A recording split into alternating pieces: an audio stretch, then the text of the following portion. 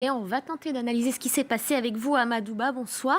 Vous êtes Bonsoir. chercheur associé au groupe Afrique, Institut de prospective et de sécurité en Europe. Merci d'avoir accepté l'invitation de France 24. On vient de l'entendre dans le sujet diffusé à l'instant. Une enquête est en cours, mais c'est ce qu'on peut déjà savoir. Ce qui a motivé le geste et l'acte du lieutenant Kelly, entre autres, et puis des jeunes officiers qui l'accompagnaient. Comme l'a si bien dit le lieutenant Kelly Obak, il a très bien expliqué que son acte provient de la cacophonie qu'il y a eu au lendemain du discours du président de la République le 31 décembre. Ils sont Lorsqu'il a insatisfaits. présenté ses vœux. Oui, ils n'ont pas été convaincus par le discours du président.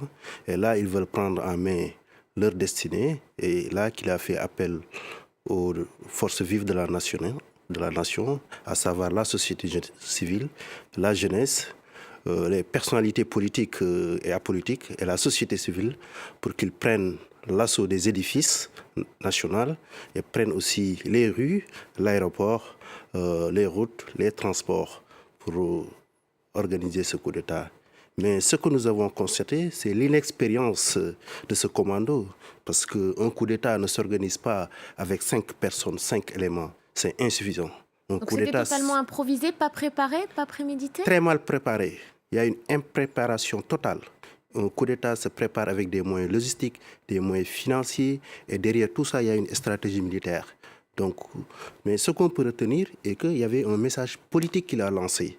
Même si on peut lui laisser son inexpérience, on peut dire qu'il a lancé un message politique, un message de désarroi du peuple gabonais, un message qui touche la crise actuelle économique que traverse le Gabon depuis l'élection du président Ali Bongo en 2016. À l'été 2016, on va y revenir. Alors, vous expliquez que cette tentative de coup d'État était donc mal préparée. Alors, est-ce que c'est l'amorce de quelque chose? Est-ce qu'on peut s'attendre à à une nouvelle mobilisation de la sorte, à un nouveau scénario? Est-ce que cela peut se reproduire? Bien sûr, c'était prévisible. Parce que, comme on le voit depuis 2016, le pays traverse une crise sans précédent dans le cadre politique, dans le cadre social et du point de vue économique. Aujourd'hui, un tiers de la population est au chômage. Les fonctionnaires ne sont pas payés. Il y a beaucoup de sociétés qui tombent faillite. Donc on peut dire que c'était prévisible avec l'absence prolongée du président depuis son accident vasculaire cérébral il y a 2 mois. Aucun signe de vie. Ça montre aujourd'hui qu'il y a un ras-de-bol total. Alors, le président Ali Bongo, qui est donc en convalescence au Maroc, vous le dites à l'instant, alors, il ne s'est pas exprimé, est-ce qu'il a tout intérêt à prendre la parole ou même de rentrer au Gabon? Il l'a déjà fait le 31 décembre. Je parle des événements, une réaction aux événements d'aujourd'hui. Les événements Pas lorsqu'il d'aujourd'hui. a présenté ses vœux le 31 décembre. Ce qui est normal, s'il est actuellement, s'il bénéficie de ses moyens intellectuels et physiques, il doit rentrer et reprendre le pouvoir.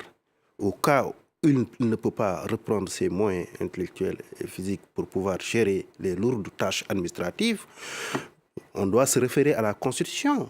Cette Constitution qui a été touchée le 14 novembre par la présidente du Conseil constitutionnel, qui a touché cette Constitution et rajouté un alinéa qui n'est pas conforme à la Constitution. Donc aujourd'hui, il faut préparer une transition démocratique, comme le dit la Constitution. C'est la Constitution qui le dit. Et justement, alors à ce Voilà. propos, Amadou Ba, pourquoi En cas de vacance du pouvoir, il doit avoir une transition démocratique. et comment est-ce qu'on explique que l'opposition ne se soit pas justement saisie de ces événements pour réagir? Mais est-ce que l'opposition a les moyens de le faire? C'est ça qu'il faut se poser. Ils ont fait des discours, mais est-ce que ces discours suffisent? Est-ce que le peuple a suivi? Est-ce qu'aujourd'hui, si le peuple avait suivi, l'armée n'aurait pas entré en masse? Aujourd'hui, c'est le palais qui est concerné. C'est entre eux, au niveau du palais, qu'ils se battent. Ce putsch-là ne vient pas de l'extérieur, ça vient de l'interne. C'est au niveau du palais, c'est entre eux. C'est un groupe de 5 éléments, des jeunes qui ne sont pas bien préparés ni bien formés. Comment ils peuvent accéder à des munitions? Un coup d'État, si on le fait, non seulement on ne demande pas à la population de descendre, mais on prend l'assaut directement à l'aéroport, on contrôle les camps militaires, on assiège l'administration, on occupe le palais. C'est comme ça que ça se passe. Mais pas des coups comme ça à l'ancienne, venir à la télévision, dire que voilà, c'est bon, nous avons pris le pouvoir, descendez. Ça montre l'inexpérience de ce commando. Mais il faut accepter qu'aujourd'hui, le Gabon a besoin de souffle, a besoin de reprendre son souffle économique et la communauté internationale ne doit pas rester les bras croisés en observant. Et ce sera le mot de la fin. Merci beaucoup, Merci beaucoup pour cette analyse, Amadou Ba. Je rappelle que vous êtes chercheur associé au groupe Afrique à l'Institut de prospective et de sécurité en Europe. Merci à vous pour cet éclairage.